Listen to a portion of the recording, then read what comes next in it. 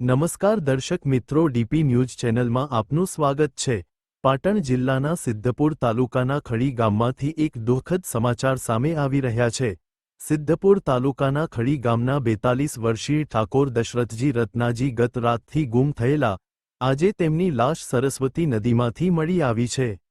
ગુમ થયાની જાણ થતાં સિદ્ધપુર પોલીસ દ્વારા શોધખોળ હાથ ધરવામાં આવી હતી, જ્યારે તપાસ દરમિયાન નદીમાં ઠાકોર દશરથજી રત્નાજીનો મૃતદેહ હોવાની માહિતી મળતા પોલીસ, ડિઝાસ્ટર ટીમ અને હોમગાર્ડના જવાનોએ તાત્કાલિક કામગીરી હાથ ધરી હતી અને ભારે જહેમત બાદ હોમગાર્ડ ટીમના જવાન કપૂરજી ઠાકોર સહિત તેમની ટીમે મૃતદેહને બહાર કાઢ્યો હતો અને મૃતદેહને પોસ્ટમોર્ટમ માટે સિદ્ધપુર રેફરલ હોસ્પિટલ ખસેડવામાં આવ્યો છે।